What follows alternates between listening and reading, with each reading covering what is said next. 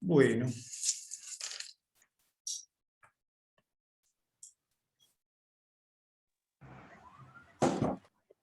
Muy bien. Buenos días. Ah, no estoy yo. No me veo. ¿Dónde estoy? Ah, acá estoy. A ver. Si aparezco. Ahí estoy. Oh, hello.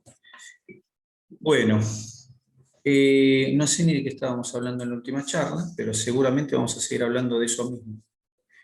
Ah, sí, estábamos hablando de cardiopatía isquémica, si yo no me equivoco, y habíamos contado qué tipos de cardiopatía isquémica habían y cómo era inicialmente la base fisiológica de las cardiopatías isquémicas, que estaba relacionada con una obstrucción fija, y cómo la obstrucción fija, al tener alguna modificación, generaba un proceso determinado. En ese sentido, recordemos que en última instancia, lo que pasa en una cardiopatía isquémica es que hay un desbalance entre oferta y demanda. Es decir, la demanda del miocardio específicamente, hay una demanda del miocardio que no puede ser cubierta por la oferta. ¿Por la oferta de qué? De sangre que llega a ese miocardio. Como la sangre llega por las arterias coronarias, entonces se le llama coronariopatía o cardiopatía isquémica, haciendo referencia a la falta de irrigación por falta de pasaje de sangre por esas arterias coronarias. O sea que, bueno, en última instancia está pasando eso, ya sea que hubo una obstrucción directa por un trombo, por ejemplo, como habíamos contado, o una constricción de un vaso, como en una angina de Prinzmetal, una angina inestable, o ya sea que aumentó la demanda de repente porque hubo una actividad intensa o una actividad aumentada y los vasos no pudieron dilatarse, ya sea cuál fuera la circunstancia, lo que está sucediendo es relación oferta de los vasos, demanda del miocardio, está generando una llegada de sangre insuficiente. No se puede cubrir la oferta, no se puede cubrir con la oferta la demanda del miocardio por distintas circunstancias. Pero en todos los casos, repito, siempre hay una obstrucción fija, es decir, ya hay un algo fijo en un lugar que va a desencadenar en la aparición de la manifestación coronaria. Entonces, lo que sucede como la manifestación coronaria, ¿en qué consiste la manifestación coronaria? Es decir, cuando uno dice, bueno, entonces, ¿qué pasa? El corazón no recibe sangre, ¿y qué pasa? Bueno, la manifestación más común de la patología coronaria son los dolores anquinosos, los dolores de pecho. Esa es la manifestación más común, más frecuente. ¿Está bien? Es decir, que va desde dolores prácticamente nulos hasta dolores de una intensidad muy significativa. Cuando los dolores son de intensidad muy grande, de hecho uno le dice al paciente que clasifique el número, le ponga un número al dolor entre el 1 y el 10, el paciente le pone un número 9, 10, ¿de acuerdo? Por supuesto, ojo con eso, ¿no? Porque les cuento, igual ustedes esto no va a pasar, pero no lo van a tener, pero sí, obviamente mucha gente tiene sensibilidad distinta al dolor, ¿no es cierto? A veces uno dice al paciente, ¿cuánto le duele? Y dice 10, y está sentado mirando la tele. Eso no es 10, ¿está bien? 10 es un dolor muy intenso, es realmente un dolor que el paciente se está agarrando el pecho. De hecho, la sensación que provoca ese dolor se llama sensación inminente de muerte. Es un dolor muy intenso que baja la presión, se pone pálido el paciente. Y está centralizado en el pecho y se puede irradiar al brazo izquierdo. Eso se llama dolor típico, pero no siempre aparece ese dolor típico. Y las cardiopatías isquémicas pueden ser incluso asintomáticas, que es lo que sucede en muchos casos por mucho tiempo. Es decir, el paciente manifiesta sintomatología de la cardiopatía isquémica después de haber pasado mucho tiempo. Lo que sí es cierto es que hoy en día hay más tratamiento temprano, porque la gente consulta más tempranamente y toma medicamentos, entonces, bueno, nada.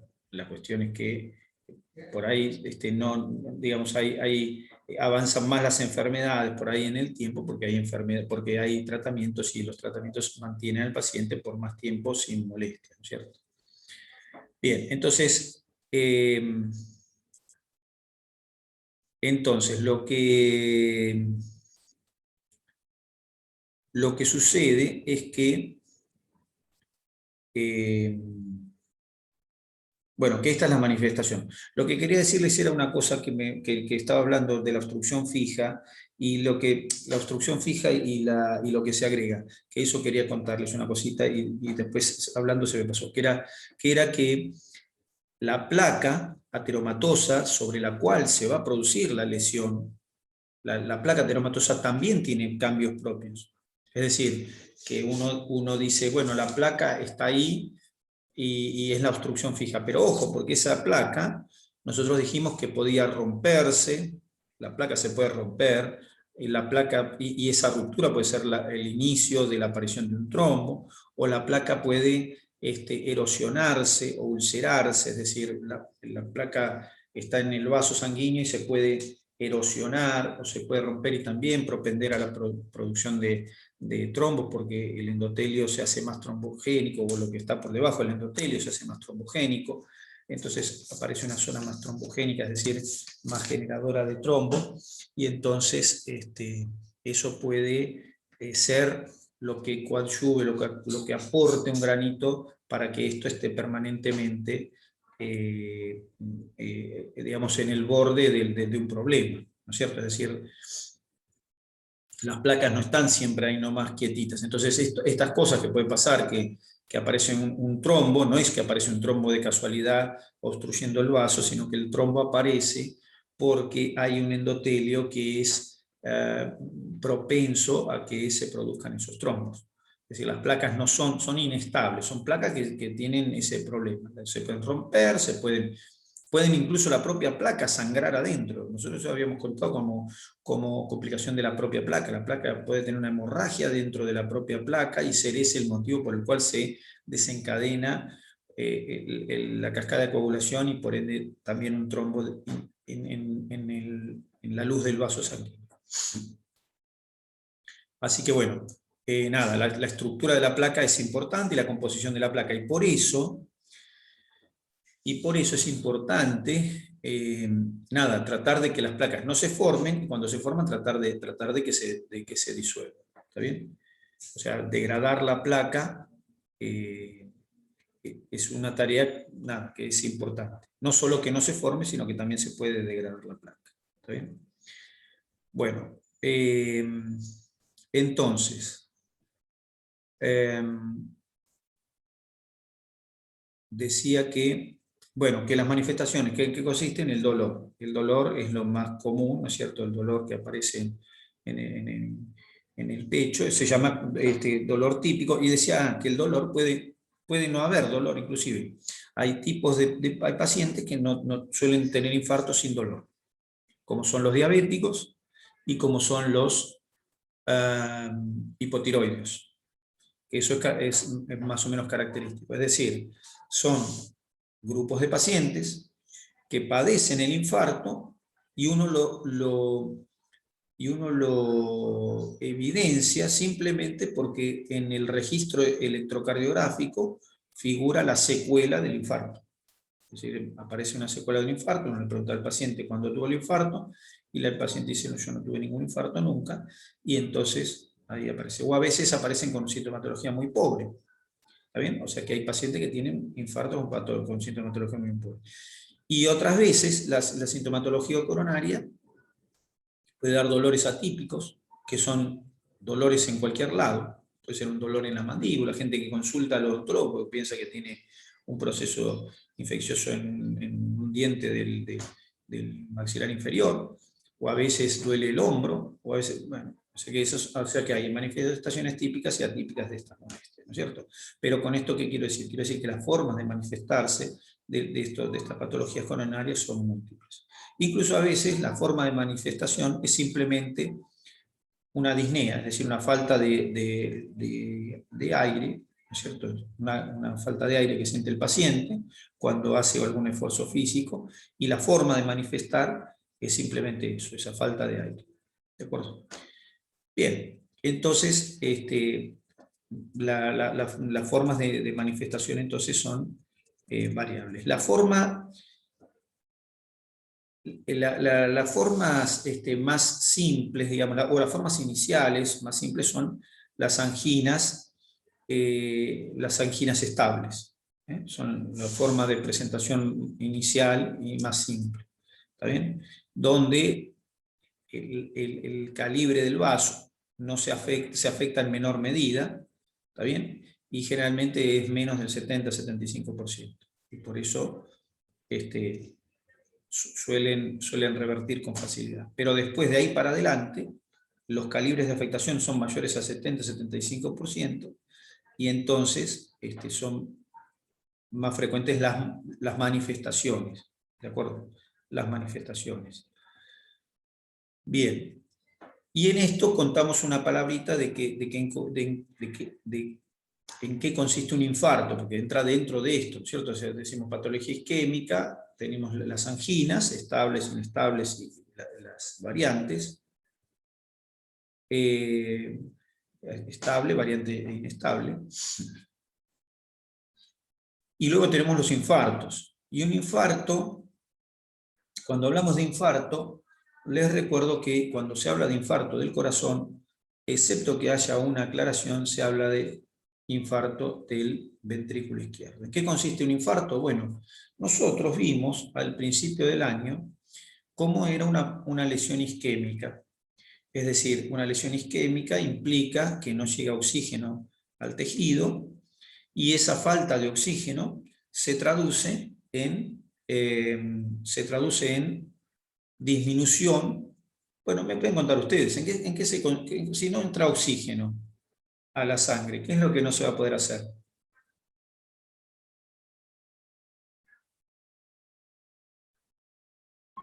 Glucólisis y todo, la metabolización de los nutrientes. No voy a poder hacer principalmente glucólisis, porque el oxígeno, ¿para qué se usa? En realidad glucólisis sí voy a poder hacer, pero en realidad lo que no voy a poder hacer es toda la glucólisis. ¿Por qué no voy a poder hacer glucólisis? ¿Para qué se usa el oxígeno en las células?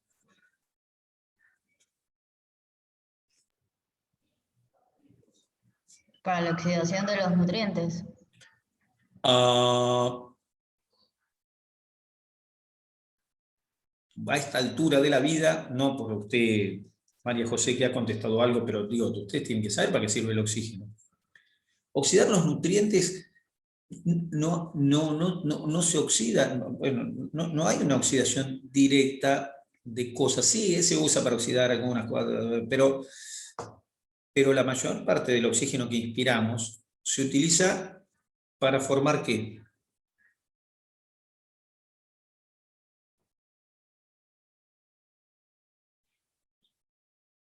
¿Qué hacemos con el oxígeno? ¿Qué formamos con el oxígeno?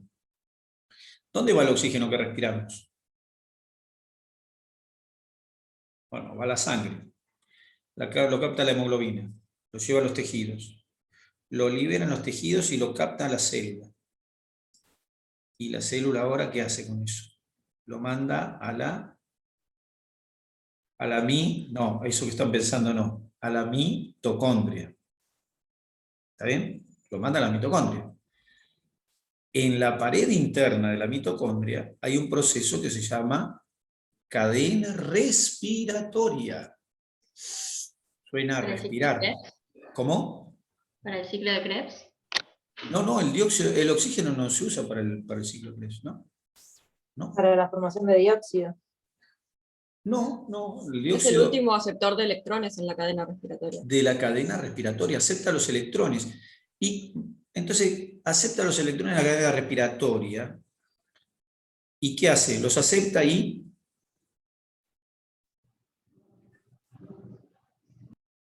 ¿Le suena un compuesto? Hay un compuesto muy complejo que ustedes alguna vez han visto, que yo acá les escribo el compuesto. Es un compuesto que seguramente... Se lleva al FAD y al NAT. para reducirlos y así producir ATP. Un compuesto difícil de recordar, de memorizar, que ustedes han visto alguna vez y que tiene oxígeno y que capta los electrones, acá se los escribí. Es un complejo, sé que es complejo el compuesto, pero por ahí que es difícil de memorizar. ¿Qué es esto? Agua. Agua. El oxígeno se utiliza para formar agua. ¿Está bien? Se utiliza media molécula de oxígeno doble, o sea, el oxígeno bimolecular, la cuenta es medio O, dice, medio O2 más 2 electrones igual agua. ¿Y dónde salen esos electrones? Que en realidad vienen por el electrón con su protón correspondiente después. ¿Cómo se llama? ¿De dónde salen eso? Ese hidrógeno sale de la cadena respiratoria, que se lo saca el nadie alfa reducido, por supuesto, que se producen en el ciclo de Krebs, pero en última instancia quien recibe el aceptor final es el oxígeno. ¿Está bien? Eso tienen que recordarlo para su vida. Recordarlo porque es el motivo por el cual están respirando, por el cual, es decir, es el fundamento del por qué respiran. Y el fundamento de por qué uno se muere si no tiene ese oxígeno.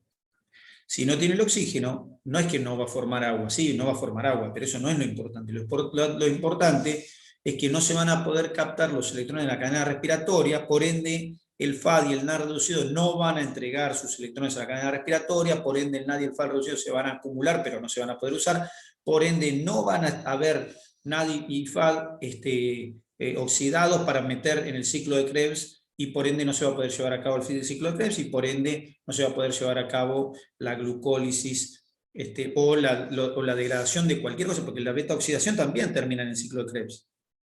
Eso queda claro, ¿no es cierto? La beta-oxidación también va al ciclo de Krebs. ¿Qué se obtiene en la beta-oxidación? Acetil-CoA.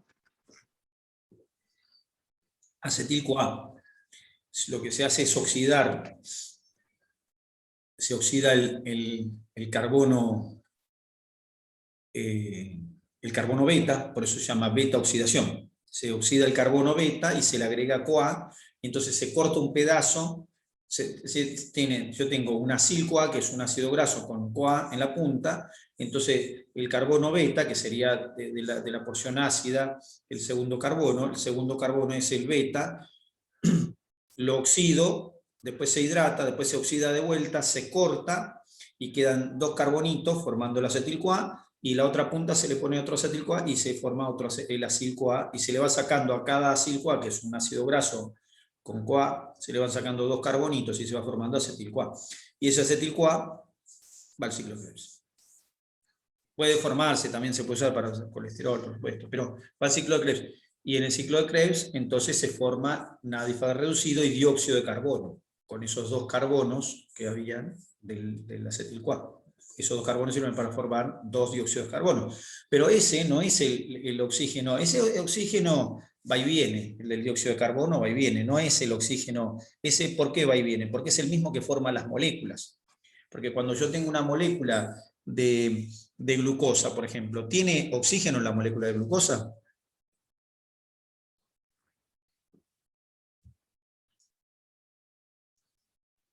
Van a tener que volver a las clases de primero. Claro que tiene oxígeno.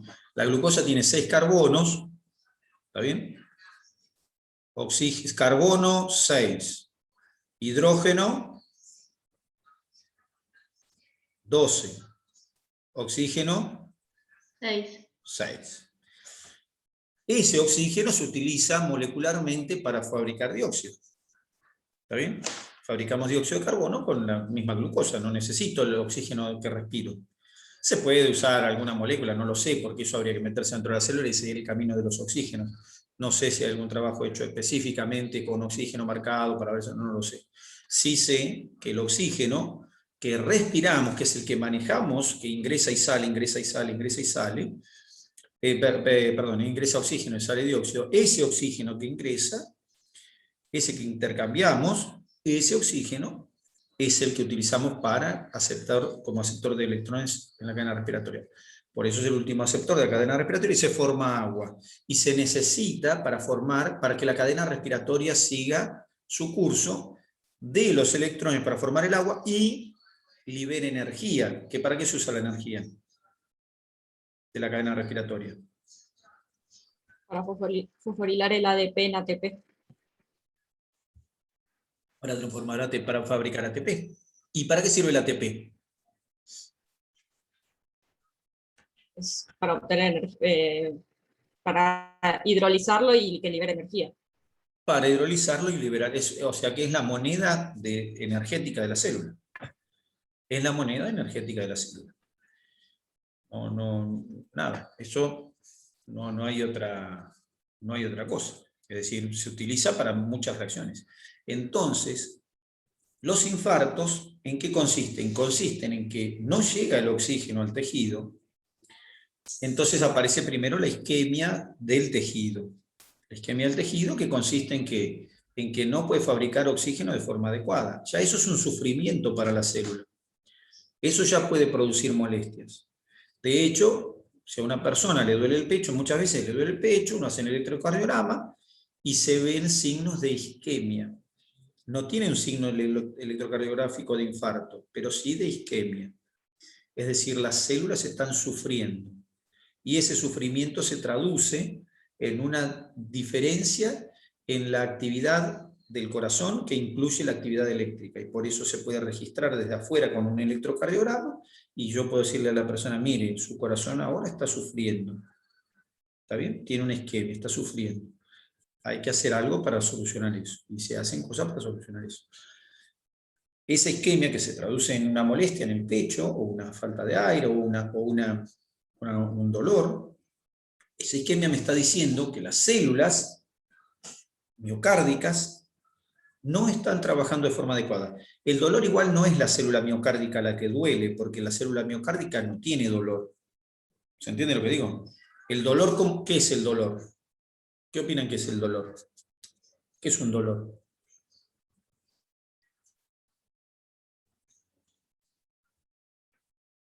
Por ejemplo, si les pincho un dedo, ¿les duele? Sí, son conexiones neuronales, ¿cómo se llama? Esos son los receptores, me olvidé. Bueno, Los receptores del dolor, todo esto que... Bueno, vamos a ponerle, no hay receptores de dolor específicos, porque en realidad el dolor, el propio receptor del dolor es la misma neurona que dañé. O sea, la misma neurona que uno daña es el receptor del dolor. O sea, no hay un receptor de dolor específico.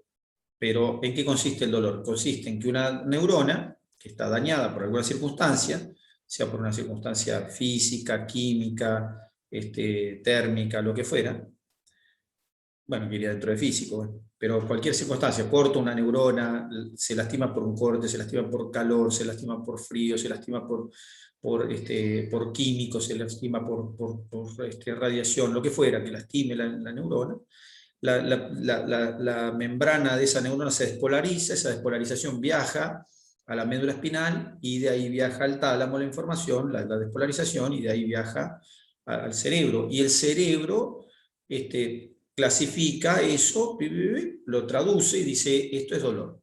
E incluso clasifica el dolor. Dice, me duele, me quemo, no sé qué, lo que fuera. Es decir, quien traduce en última instancia es el cerebro. Pero el lugar donde se formaría el dolor sería inicialmente, desde el punto de vista fisiológico, los terminales axonales.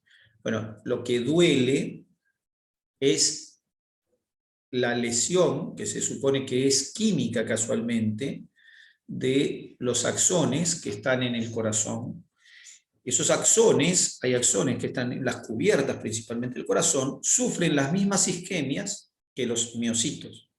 Y la forma de sufrir en el miocito es no trabajar bien. En el miocito contráctil no trabaja de forma adecuada el miocito contráctil. En el miocito que transmite el impulso de despolarización, consiste en que hay una alteración en la forma de despolarizarse que se ve en el electrocardiograma. Y en el nervio, en los axones, la isquemia significa que ese axón empieza a descargar y decir, acá hay algo. Esa información no viaja, viaja por el sistema, asociada al sistema simpático. Y en última instancia se traduce.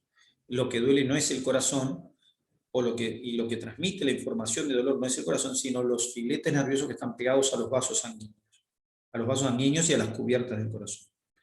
Bueno, cuestión que en definitiva nada, aparece ese dolor por eso, pero la fibra no duele, el corazón no duele.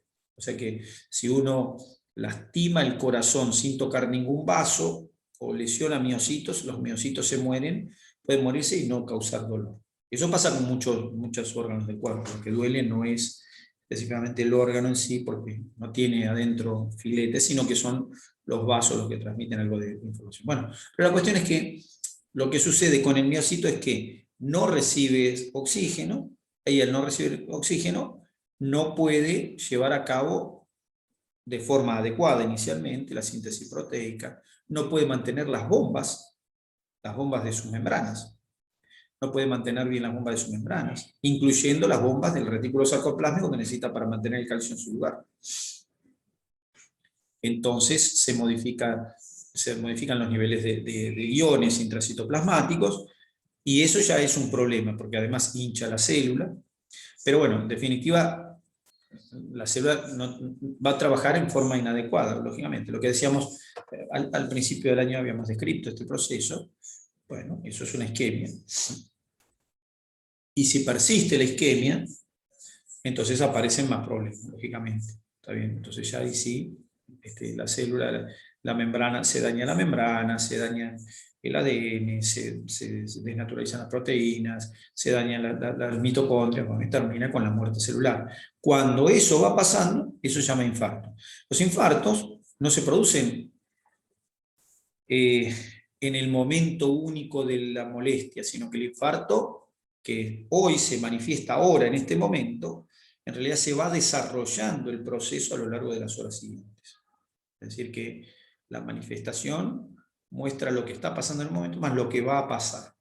Pero lo que me interesa a mí de esto es simplemente recalcar que ese proceso no es más que la isquemia seguida de muerte celular.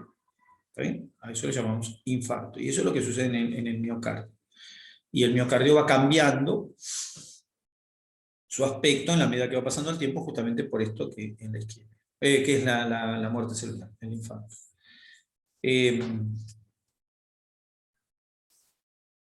Bien, entonces tengo el infarto como producto de la obstrucción.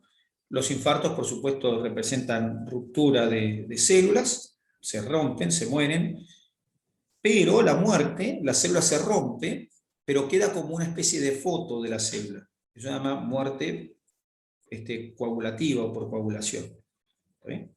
Queda como con una foto, y después los macrófagos se van comiendo las células, lo que queda de ellas, y después se restituye el tejido conectivo de la mejor manera posible, y entonces queda una cicatriz. Siempre que hay un infarto, hay una cicatriz. Cuanto mayor es el infarto, mayor es la cicatriz. Si el infarto es lo suficientemente amplio como para el que el corazón en el momento no tenga la capacidad para seguir bombeando, entonces se produce la muerte en el momento. Si la capacidad del ventrículo se mantiene en el tiempo, va a haber una cicatriz y va a haber una disminución de la función del corazón en virtud de la cantidad de tejido que se haya muerto. O sea que cuanto mayor es la cantidad de tejido que se muera, mayor va a ser la dificultad que tenga el corazón para afrontar después el gasto cardíaco, es decir, su trabajo. Bien, entonces ahí tengo el infarto. Y los infartos dejan secuelas en el corazón que están relacionadas justamente con el tejido que se murió. Es como si tengo una pared, y la pared, entonces por la humedad se me cae un pedazo de revoque de la pared. Si se cae, si se cae toda la pared, se cae el edificio. Listo. Pero si se cae la mampostería del revoque, esa zona de la pared va a quedar más débil, que es lo que va a pasar con el ventrículo. Si se muere una parte de un ventrículo, esa parte queda más débil, ¿no? Y la función se va a perder. Queda más débil, ojo, no queda un agujero, porque no queda un agujero porque no sé si se hace un agujero, chao. Pero si igualmente uno puede decir, queda muy finito. Bueno, pero todo esto se restituye con fibras de tejido conectivo. Es decir, se restituye con fibra de tejido conectivo, pero el corazón siempre le quedan zonas que quedan más débiles o con menor cantidad de miocitos y menor cantidad de trabajo. Puede pasar que el corazón quede, digamos, que se muera, que quede con algún grado variable de insuficiencia, que se le mueran los lugares donde van las válvulas, entonces pueden haber daños de las válvulas, porque se muera el tejido cardíaco que era el sostén de las válvulas. Bueno, es decir que pueden quedar distintas secuelas. Si se muere el tejido de conjunción, pueden quedar, el tejido de conducción, ¿no es cierto? Las fibras autorrítmicas pueden quedar arritmias. Es decir, que van a quedar siempre secuelas relacionadas con lo que se haya muerto de ese corazón y con la cantidad que se haya muerto de ese corazón, siempre hablando del miocardio. ¿De acuerdo? Entonces ahí tengo más o menos una palabra mínima para que tengan idea de que se trata de un infarto, ¿no es cierto? Bien. Por supuesto, cada vez que hay un infarto de una célula, ¿qué se sale de las células, de dentro de las células cuando hay un infarto de cualquier órgano? ¿Qué se le sale a las células? ¿Qué hay dentro de las células? Organelas. Bueno, salen organelas, no cuentan, pero ¿y qué más? Hay núcleo, ribosomas. Bueno, Citoplasma. organelas, ¿qué? ¿Qué cosa? Organelas está bien, salen, luego que se desarman, pero ¿qué más sale? Todo el citoplasma se sale. ¿Y adentro del citoplasma qué hay?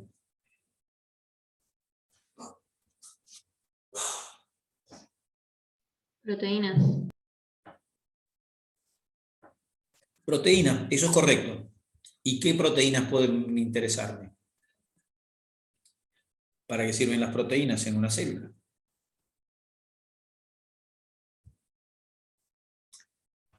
Para que la célula esté viva, ¿Para que la célula qué? puede hacer sus funciones. Bueno, pongámosle, sí, por supuesto. ¿Y para qué? ¿Cómo cuáles? Producir energía. Bueno, ¿y cómo se obtiene energía? Porque me dicen, con las proteínas se obtiene energía. ¿Y cómo se obtiene con esas proteínas energía? ¿Qué relación habría entre esas proteínas y la energía? Y para formar estructuras. Las proteínas dentro de la célula forman estructuras. ¿Forman? Estructuras, o sea, todas Bueno, las forman paredes. estructuras, sí, perfecto, está bien. Forman estructuras, son estructurales, está bien. Eso es función estructural. Y si no, ¿qué otra función tienen las células adentro, las proteínas dentro de una célula?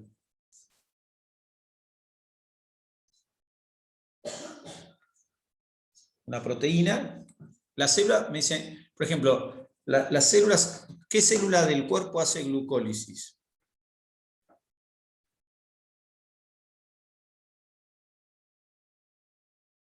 ¿Qué célula del cuerpo hace glucólisis?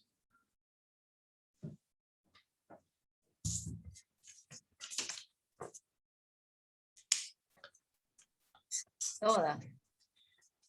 Bien, todas. ¿Y cómo hacen glucólisis? ¿Qué se necesita para hacer glucólisis?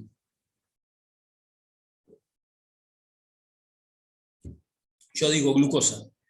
Ahora le falta a ustedes otra cosa. Glucosa y qué más.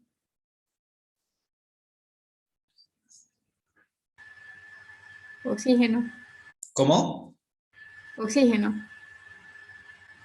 Bueno, pero pongámosle que haga glucólisis anaerobia.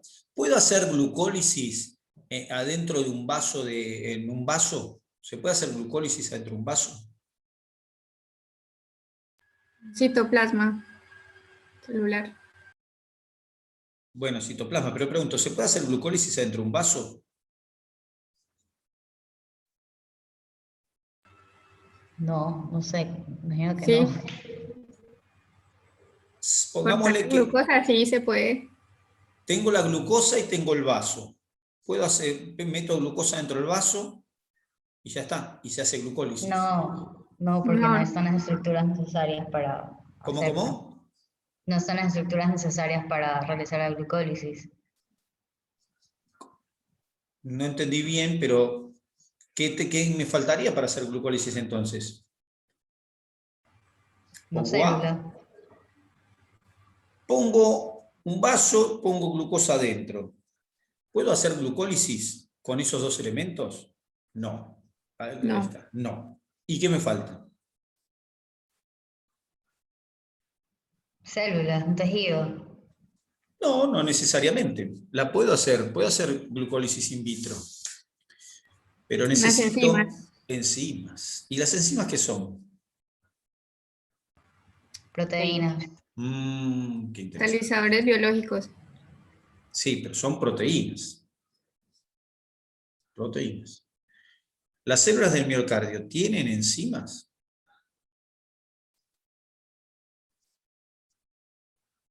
Entonces, esa pregunta que les hago, en realidad las hago porque son muy simples, son preguntas que ustedes tendrían que usar la cabeza para pensarlas y contestarlas con relativa simpleza, porque, nada, porque se supone que debieran contestarlas. Sí son las enzimas, el corazón tiene enzimas, todo el cuerpo tiene enzimas, todas las células tienen enzimas. Y las enzimas de las células, muchas enzimas son iguales entre distintas células. Pero hay enzimas que son propias de cada tejido. Lo que quería decir era eso, en realidad, todo esto que se extendió 4 o 6 minutos, que en realidad no era, lo que yo quería decir era que cuando el corazón se lastima, se abren sus células, digamos, cuando se lastiman sus células y se abren, se mueren esas células y liberan al torrente sanguíneo proteínas. Dentro de las proteínas que liberan enzimas. Y dentro de esas enzimas hay enzimas que son características del corazón. Entonces yo puedo buscar en la sangre enzimas que salieron de ese corazón y verificar si ese corazón se dañó o no. Porque si yo encuentro enzimas en la sangre, quiere decir que esas enzimas no están dentro de las células, y si no están dentro de las células y están en la sangre, quiere decir que las células se rompieron. Entonces, fulanito le duele el pecho. Fenómeno. Hago un electrocardiograma. No da nada raro, pero a fulanito le sigue doliendo el pecho de forma intensa y se parece a algo que puede ser una lesión del corazón. Bueno, vamos a hacer enzimas. ¿Está bien? Entonces le pido enzimas que están dentro del corazón. Por ejemplo, le pido